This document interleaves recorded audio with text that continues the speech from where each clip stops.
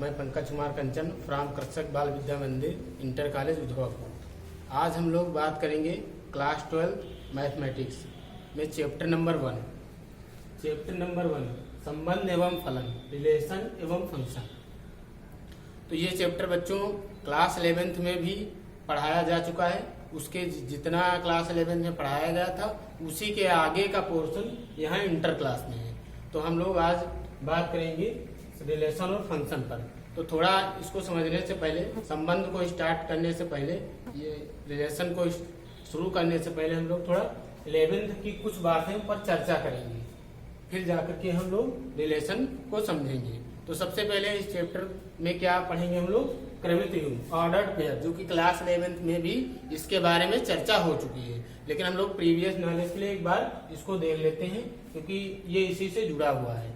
तो हम लोग आज देखेंगे। सबसे पहले शुरुआत करते हैं क्रमित युग्म, ऑर्डर पेयर की। ऑर्डर पेयर क्या होता है?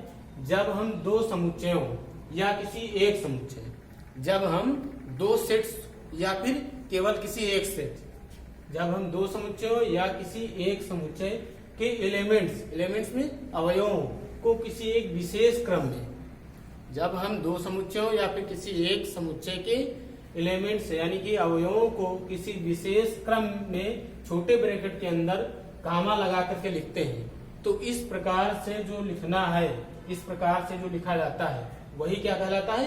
क्रमित युग्म कहलाता है, ऑर्डर्ड पेयर कहलाता है। यानी कि जब हम इन्हीं दो समुच्चयों या फिर किसी एक सेट के एलिमेंट्स को किसी खास क्रम में छोटे ब्रैकेट के अंदर जमा करके लिखते हैं, तो वो खास क्रम में लिखना ही क्या कहलाता है? हमारा क्रमित युग्म यानी कि ऑर्डर्ड पेयर कहलाता है। जैसे अब हम लोग इसको एग्जाम्पल के माध्यम से समझते हैं। जैसे हमारे पास एक सेट दिया गया है a बराबर 1 2 3 और दूसरा सेट दिया गया है a b c। तो अब हम लोग इनका ऑर्डर पेयर अगर हम लिखें तो क्या होगा? इसमें का पहले लेंगे एक एलिमेंट और इसके साथ 1 कामा a, तो ये क्या हो गया? ऑर्डर पेयर हो गया, क्रमित युग्म हो गया, जिसमें ये क्या होगा? पहले सेट का एलिमेंट होगा और ये सेट बी का एलिमेंट होगा। यानी कि जो ये पहला वाला इसका एलिमेंट है वो किस पहले वाले सेट का होगा, यानी कि सेट ए का होगा, और ये जो दूसरा वाला एलिमेंट है वो सेट बी का होगा। तो ये जो छोटे ब्रैकेट के अंदर कामा लगा करके लिखा गया है, इसे ही क्या बोलते हैं? ऑर्डर्ड पेयर या क्रमित युग्म बोलते हैं। जिसमें क्या होगा? ये पहला वाला एलिमेंट पहले वाले सेट का होगा, दूसरा वाला जो एलिमेंट होगा दूसरे वाले सेट का होगा।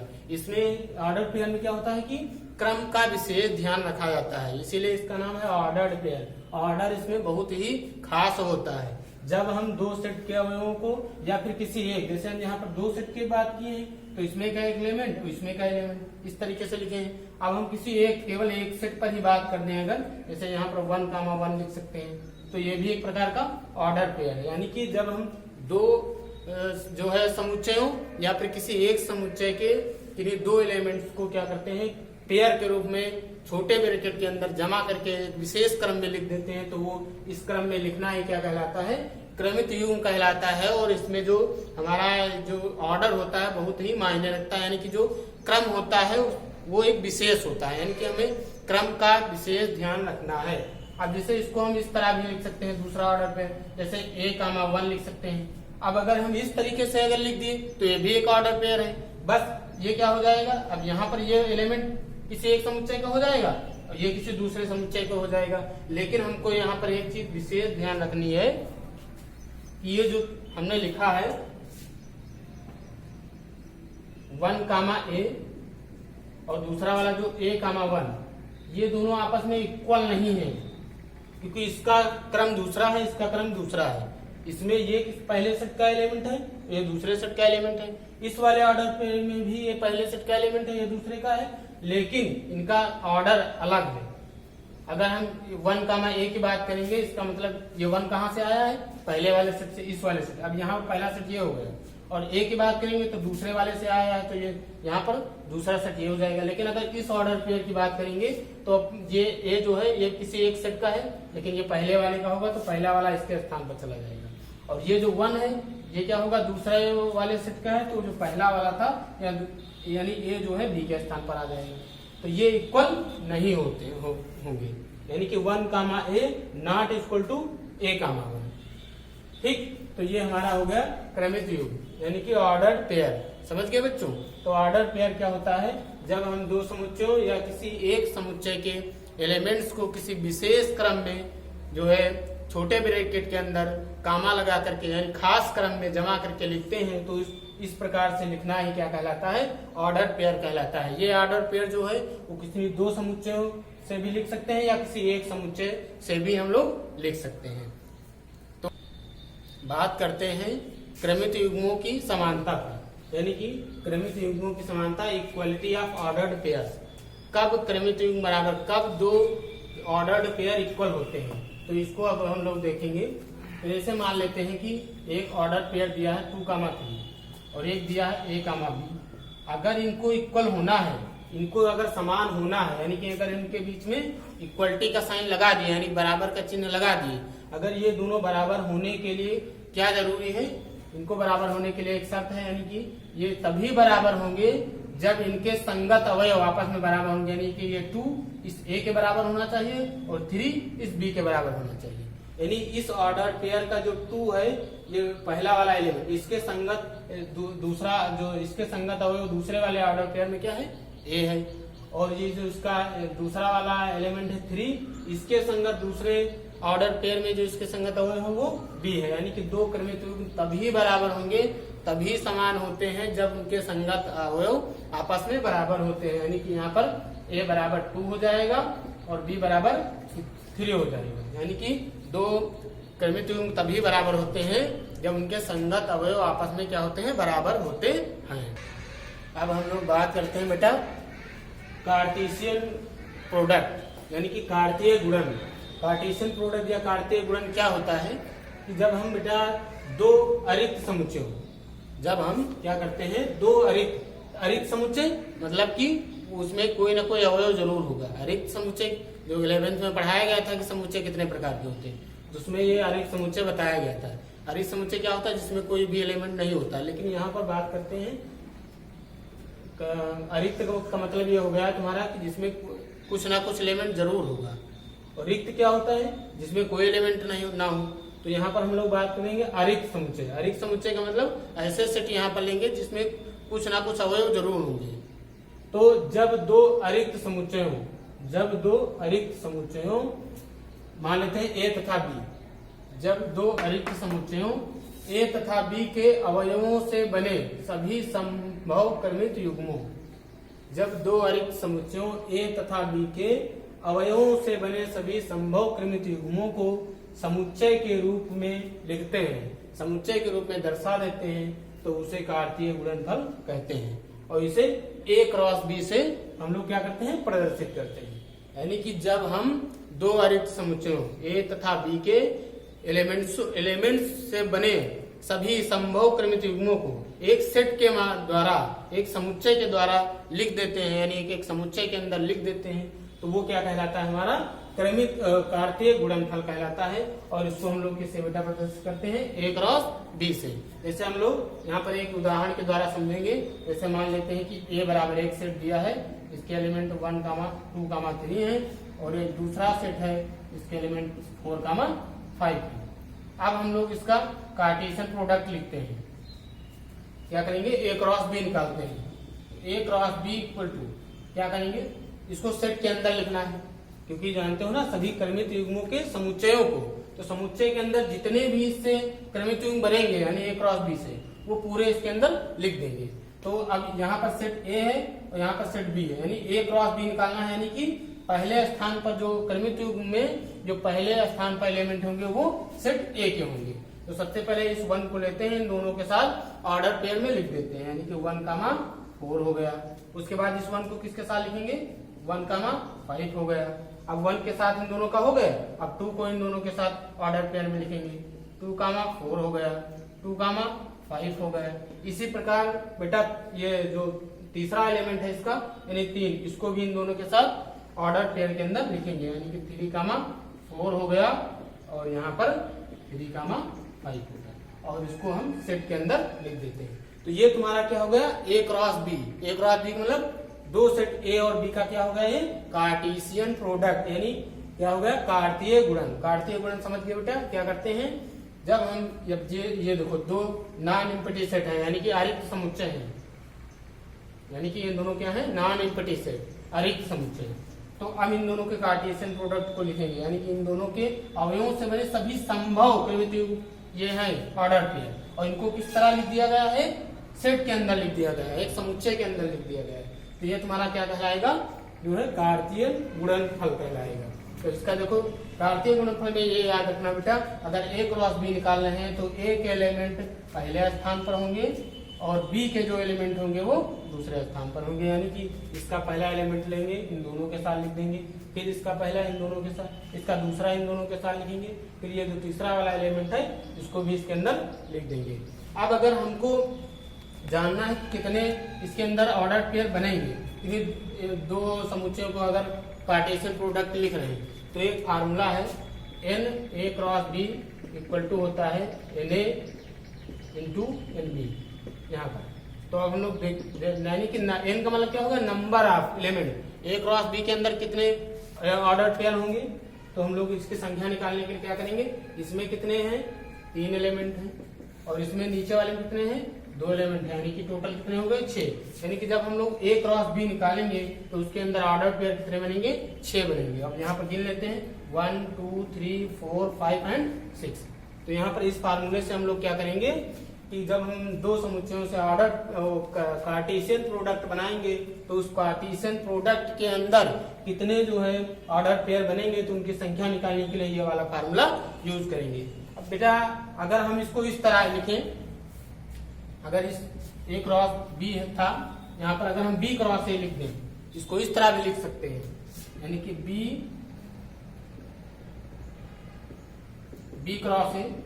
तो ध्यान रखना जैसे तुमने A क्रॉस B लिखा है उसी तरह इनको क्या करना है, उनको रिवर्स कर देना, उलट देना, क्योंकि यहाँ पर B जो सेट B है वो पहले आ गया और सेट A बाद में आ गया, तो इसके एलिमेंट को इसके साथ ऑर्डर पेयर में लिख देंगे, यानी कि अब यहाँ क्या होगा, 4,1 हो जाएगा, 4,2 हो जाएगा।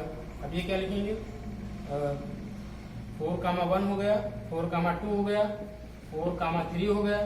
अब 4 के साथ सबका हो गया, अब 5 के साथ इसको देखेंगे, 5,1 हो गया, 5,2 हो गया और 5,3 हो गया। तो ये तुम्हारा क्या हो निकला, B क्रॉस A। अगर इसमें भी हम कितने ऑर्डर पेयर बने हैं तो वही वाला फार्मूला लगा देंगे, N B cross A equal to N B into N A, यानी कि दोनों को गुणा कर देंगे तो यहाँ पर 2 है, यहाँ पर 3 एलिमेंट है, मल्टीप्लाई कर देंगे तो 6 हो जाएगा, यानी कि जो B क्रॉस के A के अंदर जो ऑर्डर पेयर बनेंगे वो कितने होंगे, 6। अब यहाँ पर काउंट कर लेते हैं जरा, 1 2 3 4 5 और 6। तो ये तुम्हारा क्या हो गया, कार्टेशियन प्रोडक्ट, यानी कार्तीय गुणनफल। इन्हीं दो समुच्चयों का क्या हो गया, ये कार्टेशियन प्रोडक्ट, दो समुच्चयों का। अभी तक हम लोगों ने बेटा ऑर्डर्ड पेयर पढ़ा और फिर दो ऑर्डर पेयर की इक्वलिटी यानी कि ऑर्डर पेयर की समानता पढ़ लिया, और उसके बाद कार्टेशियन प्रोडक्ट पढ़ लिया, ये दो समुच्चयों का कार्टेशियन प्रोडक्ट यानी कार्तीय गुणन पढ़ लिया। अब हम लोग आते हैं इस चैप्टर के मेन टॉपिक पर। यहाँ पर इस चैप्टर में 2 टॉपिक हैं, एक संबंध है, एक फलन है, यानी कि एक रिलेशन है, दूसरा फंक्शन है। तो सबसे पहले हम बात करेंगे इस रिलेशन पर, यानी कि इसके जो पहला वाला टॉपिक दिया गया है संबंध के बारे में।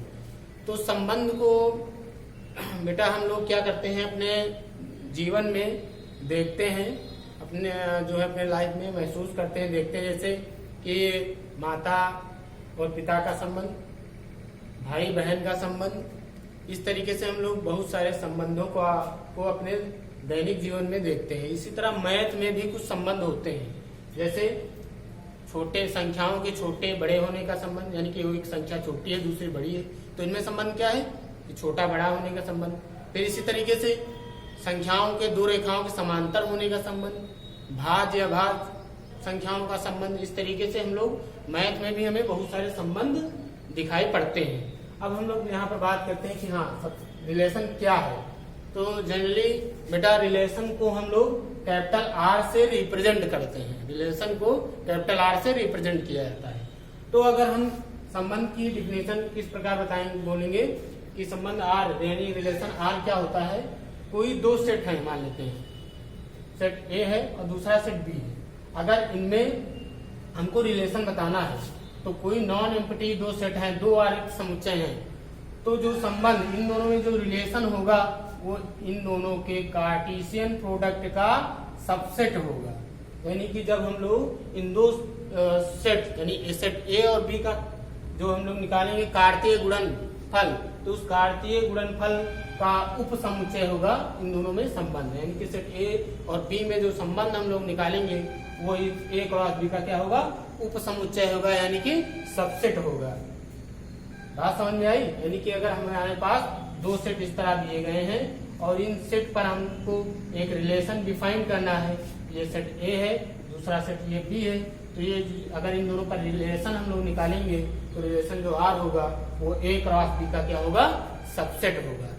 जैसे मान लेते हैं कि दो सेट दिए गए, दो सेट मान लेते हैं कि किसी एक समुच्चय का एलिमेंट ए और किसी दूसरे समुच्चय बी का, ये मान लेते हैं किसी सेट ए का एलिमेंट है और एक दूसरे सेट है बी, उसका दूसरा एलिमेंट है बी।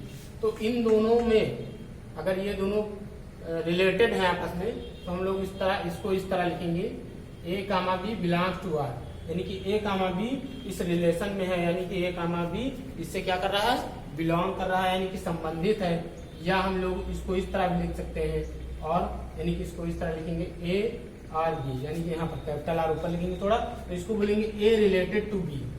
तो ये एलिमेंट किसका है, सेट ए का है, किसी भी सेट ए का, और ये जो बी वाला एलिमेंट है ये किसी सेट बी का है। तो ये दोनों आपस में क्या है, रिलेटेड है, यानी संबंधित है। अगर मान लेते हैं कि ये दोनों संबंधित नहीं है, तो इसको बिलोंग को क्या कर देंगे, सिंगल लाइन से काट देंगे और यहाँ पर आर लिख देंगे, यानी क्या लिखेंगे, A comma B does not belong to R, यानी कि, और इसको हम इस तरह लिख सकते हैं ए आर, इसको काट देंगे इस तरह, यानी ए बी से संबंधित नहीं है, यानी कि A does not related to B. तो ये हमारा क्या हो गया, रिलेशन हो गया। तो रिलेशन क्या होता है कि दो सबसेट, दो समुच्चयों के कार्टेशियन प्रोडक्ट का सबसेट क्या कहलाता है, रिलेशन कह। आगे देखते हैं बेटा, रिलेशंस को लिखने की विधियां, यानी कि मेथड्स ऑफ रिलेशन। किस तरीके से रिलेशंस को हम लोग लिख सकते हैं, किन विधियों के द्वारा। तो पहली विधि है रोस्टर विधि, जिसको हम लोग सूची विधि बोलते हैं या फिर सारणी विधि भी बोलते हैं, यानी कि रोस्टर फॉर्म। और दूसरी विधि जो दी गई है वो समुच्चय निर्माण विधि, सेट बिल्डर फॉर्म, जिसको हमने बच्चों क्लास 11th में समुच्चय को भी लिखना सिखाया था। समुच्चय को भी दो विधियों में लिखते थे, रोस्टर फॉर्म में और समुच्चय निर्माण विधि में। अब यहाँ पर क्या करेंगे, इसी तरह संबंध को भी दो फॉर्म में लिखते हैं, एक रोस्टर विधि, दूसरी समुच्चय निर्माण विधि। रोस्टर विधि में क्या होता है बच्चों, यहाँ पर क्या करते हैं, ऑर्डर पेयर को, जैसे संख्याएं हैं, कोई सेट ए दिया है जिसमें 1 2 3 कुछ भी मान लेते हैं, इस तरह से दिया गया है, एक सेट बी दिया गया है, तो उसके एलिमेंट्स को इस तरह ऑर्डर पेयर में लिख देना क्या कहलाता है, तुम्हारा रोस्टर फॉर्म, यानी कि रोस्टर विधि होगी। और अब दूसरी विधि जो तुम्हारी समुच्चय निर्माण विधि है, उसमें क्या करते हैं कि एक ऑर्डर पेयर को इस तरह हम लिख देते हैं, एक्स कामा वाई के फॉर्म में, यानी कि ये पहला एलिमेंट क्या होगा, किसी सेट ए का होगा, और दूसरा वाला जो एलिमेंट होगा किसी सेट बी का होगा। और इन दोनों में जो रिलेशन ये डिफाइन किया गया है, यानी कि इन दोनों का जो डिफरेंस है वो 10 है, यानी कि इन दो एलिमेंट्स का जो अंतर है वो कितना है, 10 है। और ये पहला वाला जो एलिमेंट होगा किसी सेट ए का होगा, और दूसरा वाला जो एलिमेंट होगा किसी सेट बी का होगा। तो ये तुम्हारा क्या हो गया, रिलेशंस को लिखने के टाइप्स हो गए। ये क्या हो गए, रिलेशन को लिखने के टाइप हो गए। तो यहाँ पर हम लोगों ने बच्चों आज जो है सबसे पहले ऑर्डर पेयर देखा क्या होता है, ऑर्डर पेयर के बाद कार्टेशियन प्रोडक्ट देखा जो है क्या होता है, फिर आज हम लोग उसके जो मेन टॉपिक यानी कि रिलेशन के ऊपर बात हुई, रिलेशन क्या है ये पढ़ लिया, और रिलेशन को लिखने की विधियां पढ़ लिया। तो आज यहीं तक बच्चों, अब तब तक के लिए मिलेंगे नेक्स्ट वीडियो में। नेक्स्ट वीडियो में हम लोग चर्चा करेंगे जो है टाइप्स ऑफ रिलेशंस के बारे में, टाइप्स ऑफ रिलेशन यानी कि संबंधों के प्रकार के बारे में। तो तब तक हम लोग मिलते हैं हम आगे अगले वीडियो में। धन्यवाद।